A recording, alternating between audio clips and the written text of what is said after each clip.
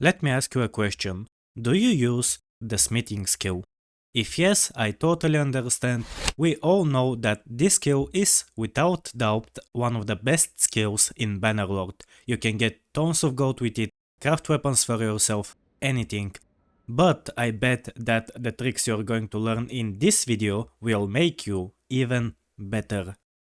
So, let's start. The first thing you should start doing is not be a smith at all. What I'm trying to say is that if you want to be the smith of your party, you have to invest skill points into that.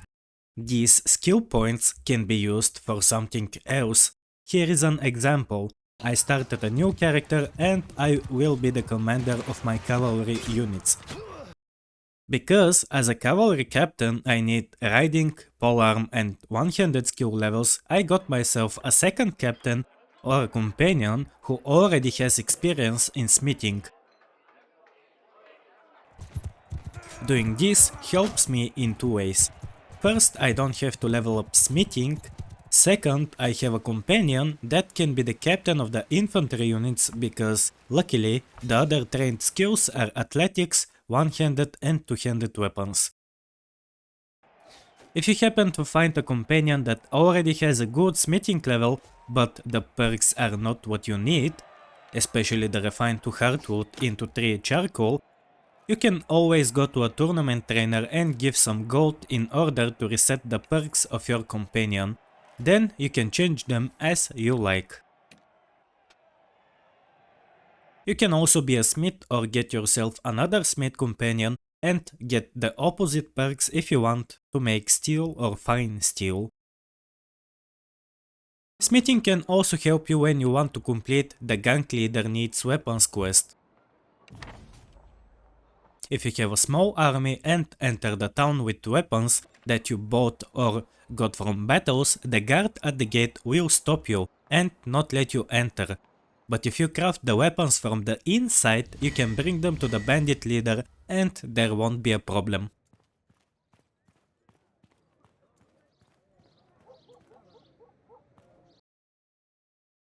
Now, of course, just like everything, this strategy has pros and cons. The cons of it are you not being able to benefit from the good perks smithing has. For example, the smithing skill has perks that increase your vigor, control and endurance. It also has perks that increase your relation with lords or notables each time you complete an order for them. And there are other personal perks that increase your damage and other stats. For some reason, you can't accept the special weapon order quest from bandit leaders, even though you have a companion with the required skill level. To accept it, you need to have some experience in smithing, about level 30. In the early game, you can always participate in tournaments which have weapons as rewards in order to get some high level materials. The thing to look at is the weapon tier. If it is 4 or above, that weapon can give you steel, fine steel or even Damascene steel. Something else that you should start doing is sell the smelted materials at towns. Some of them are pretty expensive. Take this for example. I found out that selling hardwood in this Aserai town is extremely profitable, so I decided to melt down a hardwood giving weapon. In this case, selling the materials of the weapon gives you more gold than selling the weapon itself. Selling hardwood gives me 50 gold, while selling the weapon only 24. The same thing goes for the metals. Usually, towns that are far away from villages producing iron will pay you very good for them. You can see that these materials can be sold for a very high price in Sanawa, and Sanawa doesn't have a single iron producing village nearby. You can see the price of items in other towns if you have visited them recently or if you have workshops and caravans operating with these perks. I will just take a moment to say a big thank you to all the channel members. Your support helps the channel grow and makes it possible to upload new videos. You are always welcome to become a part of them. I appreciate your help.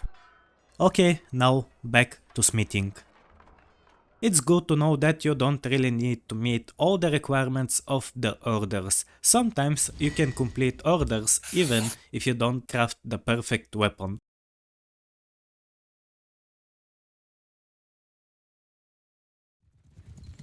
And here is some information about the properties of the weapons you craft. When you craft a weapon with the intent of that weapon being able to do something, you have to think about the parts that you use. The blade part determines the following: if the weapon is one-handed or two-handed, if the weapon deals bonus damage to shields, if the weapon can dismount cavalry or knock down soldiers. On two-handed polearms, the guard determines if the weapon can dismount cavalry soldiers. The handle on polearm determines if you can use it as a throwing weapon, if you can brace it or couch it. When it comes to unlocking new parts, you should pay attention to a few things. First, the parts you unlock depend on the weapon you craft or smelt. That means that if you smelt or craft an axe, you will unlock axe parts. If you did it with javelins, you will unlock javelin parts. Parts get unlocked from lower tier to higher tier. When all parts of the lower tier are unlocked, then you can unlock higher tier parts.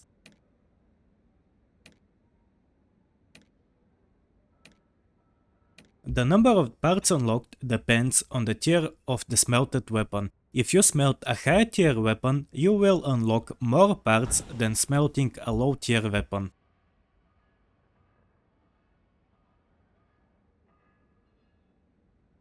It's always nice to have a smith and materials at any time, because with them you can craft weapons for you and your companions depending on their skills and captain role in the army. Unfortunately for now, the only items you can craft are weapons. But hopefully in the new DLC that comes after 8 days, finally, we will be able to craft bows or armor. Please, I can't wait anymore. Give the new DLC!